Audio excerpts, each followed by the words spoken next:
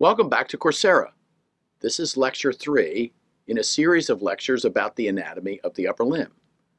Beginning with this lecture, we're going to get a little more specific about the anatomy of a bone and how bones form synovial joints everywhere in the body, but certainly concentrating on the joints that make up the upper limb.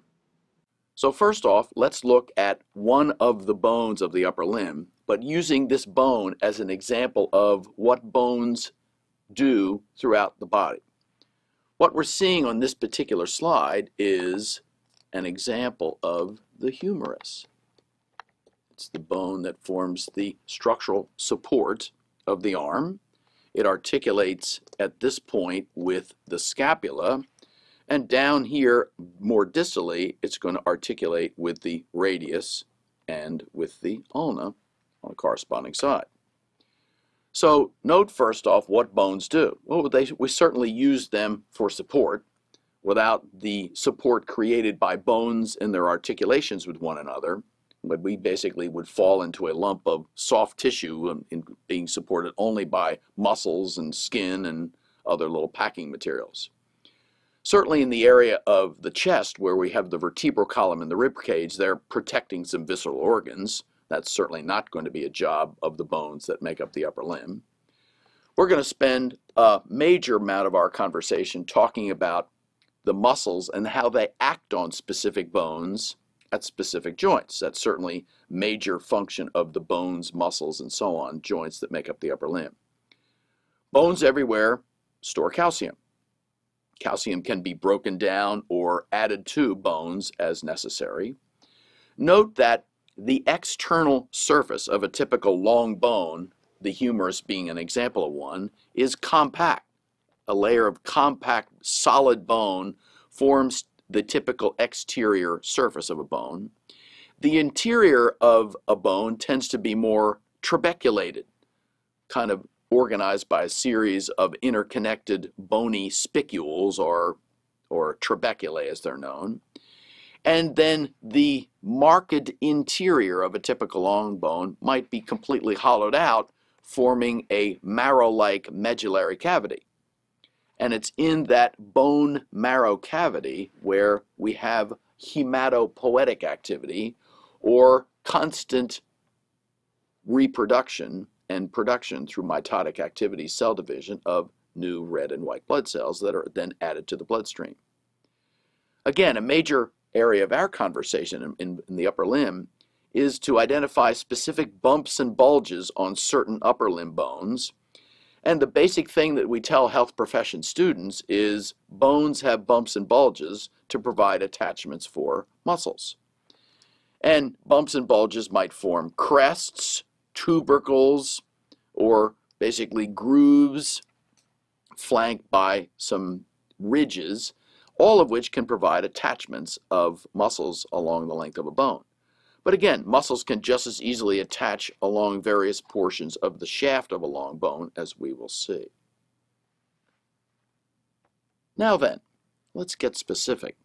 How do we subdivide the skeleton, and how many bones do we actually find in each upper limb? So first off, the area kind of shown in red, I guess that is what we define as being the axial skeleton. The axial skeleton is formed by the bones that make up the skull, the bones that make up the vertebral column, and then articulating with various vertebrae in the vertebral column will be pairs of ribs that also tend to have an articulation, in case of most of them, with the lateral aspects of different parts of the sternum, the axial skeleton. Certainly the job in a major way of the axial skeleton is to support the body weight through the vertebral column, and also to protect various visceral organs, particularly the heart and lungs, and structures in the upper part of the abdominal cavity by utilizing the rib cage. Then, bones that make up a limb, in both the upper and the lower limb, are suspended from the axial skeleton. And we've already indicated that the suspension from the axial skeleton, promoting a range of movement of the arm, forearm, and hand, is provided by two bones that make up the pectoral girdle. Note that one of the articulations of the pectoral girdle has to be with the axial skeleton, and that is a joint formed by the medial end of the clavicle and the lateral aspect of a portion of the sternum known as the manubrium. Then the clavicle articulates laterally, note the effective use of anatomic terminology, with the acromion process of the scapula, forming a acromioclavicular joint. So this is how the pectoral girdle is structured, and then suspended from the scapula will be the head and obviously the rest of the humerus, which is certainly the bone that is found in the arm. Then we've already identified the two forearm bones. The laterally positioned bone in the forearm in the anatomic position, as always, is the radius. The medially positioned bone will be the ulna. And then distal to that, note that the carpal bones, yet unnamed, articulate with the distal surfaces of radial or ulna, only some of the carpal bones. They in turn articulate with metacarpals and then with phalanges. So let's put some numbers on this, because what we need to do is add up to the fact that there are 32 bones in each upper limb, whereas the total appendicular skeleton, the sum of both upper limbs and lower limbs, adds up to 126 bones. But our emphasis certainly is going to be on the bones that make up the upper limb. So let's get to 32. First off, we have two bones that make up the pectoral girdle: clavicle articulating with the sternum, scapula articulating with the clavicle. The collective function of these two bones is to suspend the humerus and therefore the rest of the upper limb away from the axial skeleton. So we have one humerus, that's pretty straightforward. We have one radius and one ulna. So by the time we've reached the wrist, we have utilized 5 bones. Then we have 8 carpal bones, still nameless, but we'll get to this in a future conversation. So that gets us up to 13, if my math is right. Then we have 5 metacarpals, one found forming kind of the base of each of our 5 digits, 5 metacarpals. But note the phalangeal differences. We noted earlier that we have 3 phalanges in each of the 4 fingers. That adds up to 12. But we only have 2 phalanges in the thumb, basically. So the total number of phalanges equals 14.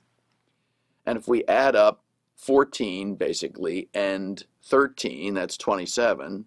Basically, the bones are being much more numerous in wrist and fingers.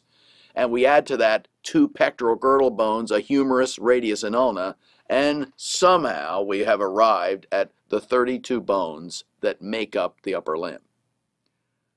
So now our next little topic is to talk about the structure of the majority of the joints that we find in the upper limb.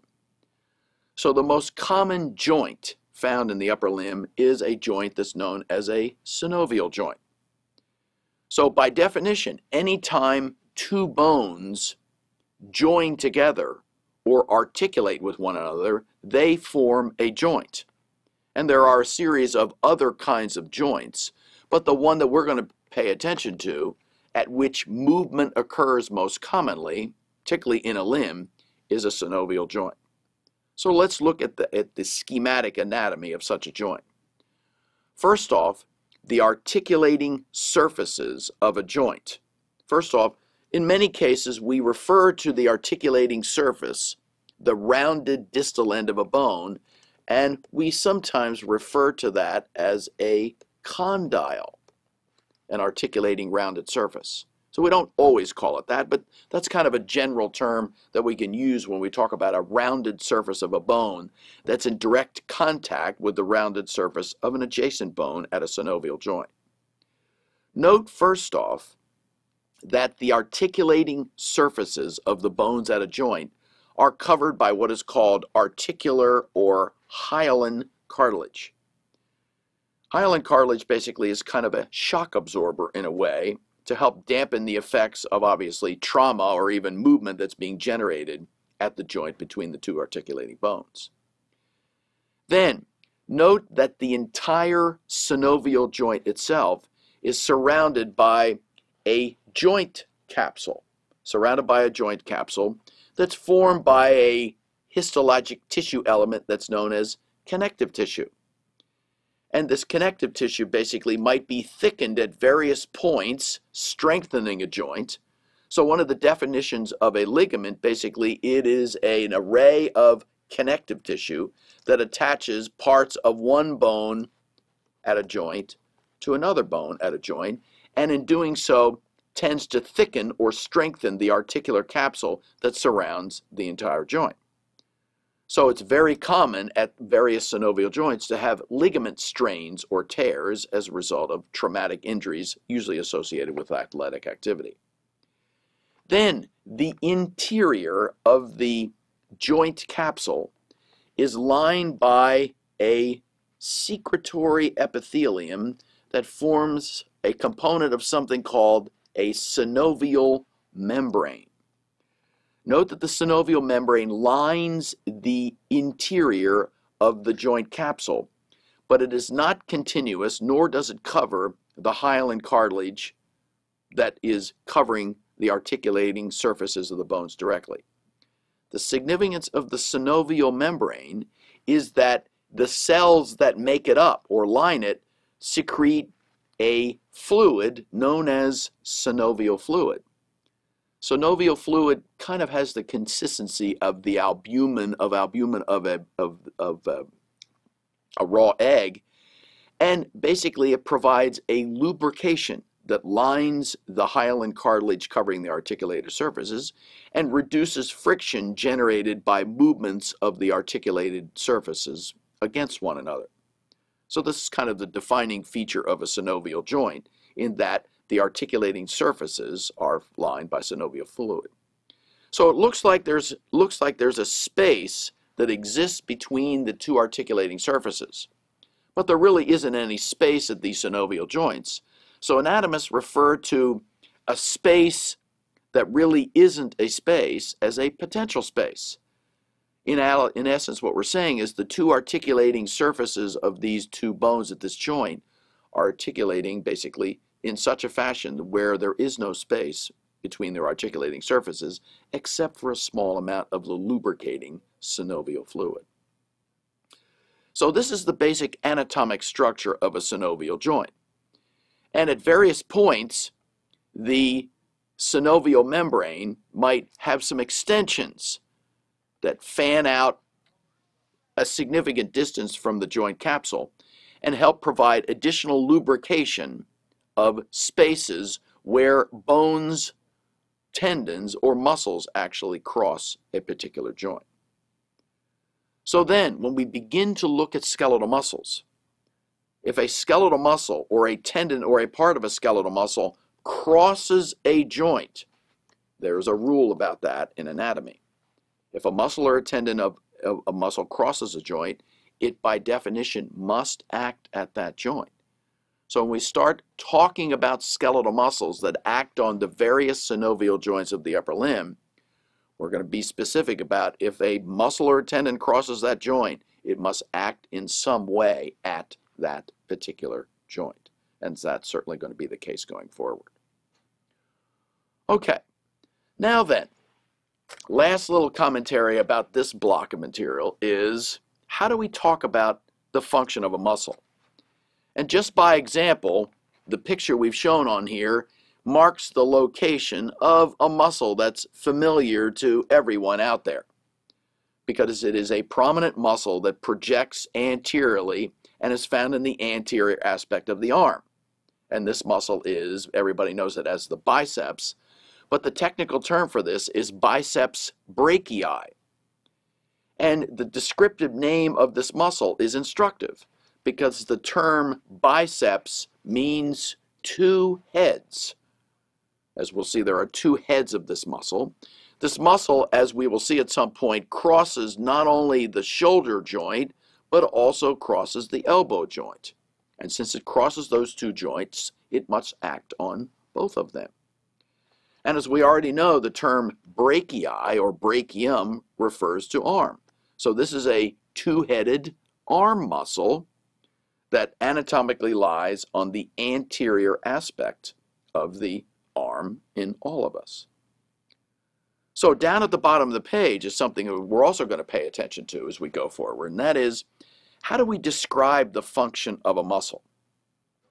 Well, most of us know that the biceps brachii is a flexor, in that it is basically decreasing the angle, defined as one way of defining flexion, by moving the forearm closer to the arm. So one of the ways we would say that the biceps brachii functions would be to say, well, it flexes. But in order to be anatomically correct, we have to complete the sentence. Because when we describe the function of a muscle, we have to name the muscle. We have to say the biceps brachii acts to flex. But since we've just indicated that the biceps brachii crosses more than one joint, we always have to define where the action is occurring, at which joint, and which body part is being moved by the activity. So one of the actions of the biceps brachii would be to act by flexing the forearm at the elbow. Whereas another action, a secondary action of the biceps brachii, since it also crosses the shoulder joint, would be to flex the arm at the shoulder. So again, when we describe the function of a muscle, we always have to complete the sentence. We have to describe the muscle completely. We have to identify one of its actions. But if the muscle acts at more than one joint, we have to get used to identifying the body part which is moving by the action and the joint at which the action is occurring. So this provides the end of our next little conversation of introductory material, where we're moving closer to being even more specific about muscles and their actions of the upper limb, as we've laid the groundwork now about how we describe muscle actions. And obviously we've documented the joints and the bones that are going to be acted upon by these muscles in the upper limb. Now that we've had a conversation about how we describe the action of a muscle, and we use the biceps brachii as our example, let's see the action that that muscle is actually performing. And here you can see in our digital atlas that the distal end of the muscle is performing the action by crossing the elbow joint and flexing the forearm at the elbow.